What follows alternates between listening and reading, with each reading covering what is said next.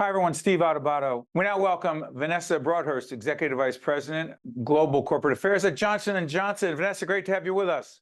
Glad to be here with you today, Steve. Describe your role at J&J. So I lead corporate affairs at Johnson & Johnson, and I think of my group as having three main buckets. First, we do the corporate branding, so corporate brand equity in Johnson & Johnson. We also have our global philanthropic efforts, including our global health equity presence. And then my team also does our worldwide communications. And let me also say that Johnson & Johnson, a longtime supporter of public broadcasting and our broadcasting as well at the Caucus Educational Corporation. Vanessa, talk to us about, we have a heavy focus on leadership. You're a leader at a leading corporation. Your leadership journey, I know it's a really broad, big picture question. How would you describe how you got to be in the lofty position you are at J&J? Well, listen, I think there are a lot of factors that go into anybody's success, but there are a few things that I've tried to keep in mind during my career. First of all, I'm a lifelong learner. And as you can imagine, when I was younger, I thought a lot about my position, my next job, et cetera. But I've really found that my career has been a patchwork quilt. And essentially, there have been a lot of opportunities that I've taken. And sometimes I ask myself when I'm taking on new opportunities, that maybe seem a little bit dynamic, maybe a bit of a stretch. Hey, what's the worst thing that can happen? You can do it. You have to have confidence in yourself and continue to advance. I think the other things that have really helped me outside of my learning journey is I've had great mentors in the space. Everybody needs a kitchen cabinet. And I've had a set of great ones who have been able to advise me along the way. One of the things that fascinates me about not just your role at Johnson & Johnson, but the overall effort to deal directly with the challenge of health equity. But it's not air quotes, it's real. Yeah. Talk about what the challenge is and how you and your colleagues are facing it directly. Sure. Well, thanks for the question. It's a great one, Steve. Health equity is tremendously important to us at J&J. Should be important to everybody. So the premise is, and really we saw this dramatically play out during the pandemic, is that unfortunately in the United States, there are Black and brown communities that don't achieve the same healthcare outcomes as other communities. A lot of this is multifactorial. It has to do with, where you grew up. Sure. Your zip code that you live in is the highest determinant for your healthcare in the United States of America.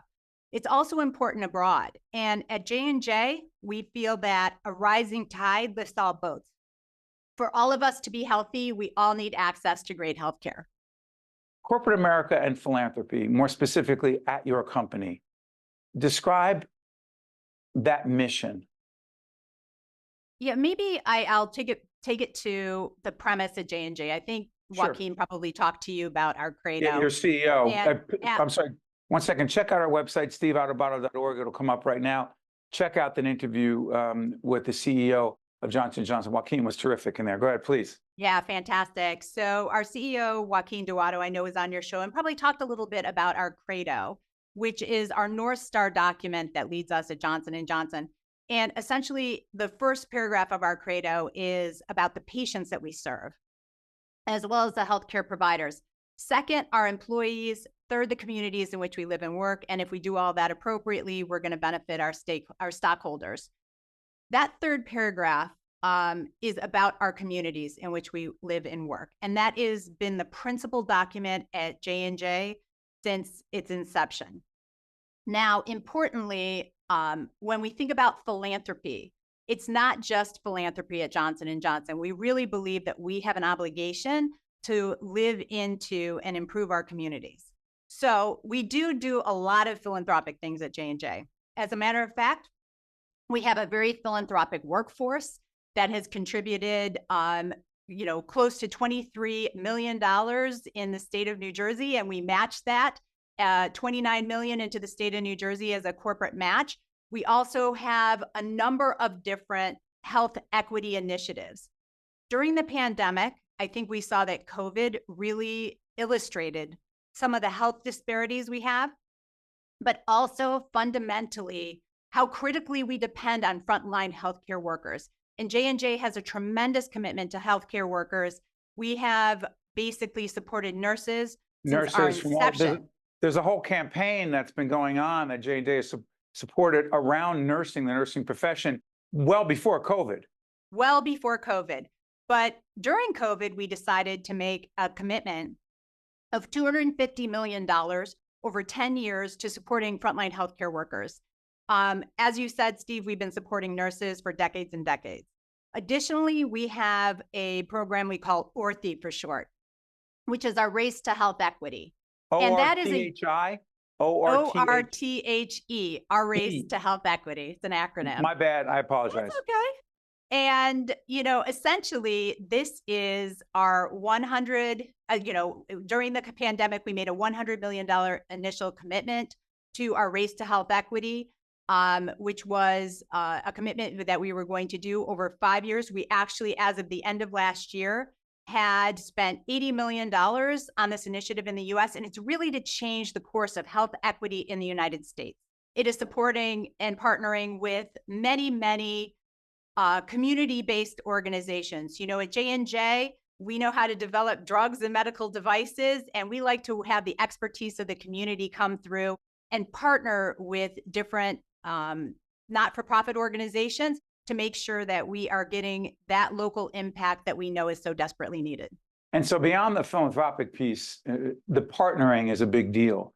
The sharing of resources, the doing things together. A big part of our sister series lessons in leadership is talking about partnerships and how organizations, private sector, non-for-profits, they're able to do things collectively and together that neither one would ever be able to do alone. Vanessa Broadhurst from J&J, I want to thank you so much for joining us. We appreciate it. All the best. Thanks, Steve. Really appreciate your time. You got it. Stay with us. We'll be right back. NJM Insurance Group has been serving New Jersey businesses for over a century. As part of the Garden State, we help companies keep their vehicles on the road, employees on the job, and projects on track. Working to protect employees from illness and injury, to keep goods and services moving across the state. We're proud to be part of New Jersey. NJM, we've got New Jersey covered. Also brought to you by NJM Insurance Group, serving New Jersey's drivers, homeowners, and business owners for more than 100 years. RWJ Barnabas Health. Let's be healthy together. EJI Excellence in Medicine Awards, a New Jersey Health Foundation program. The Turrell Fund, A foundation serving children. The Russell Berry Foundation, making a difference. IBEW Local 102, lighting the path, leading the way. The Port Authority of New York and New Jersey, moving the region through air, land, rail, and sea. Horizon Blue Cross Blue Shield of New Jersey, here when you need us most. And by the Fidelco Group,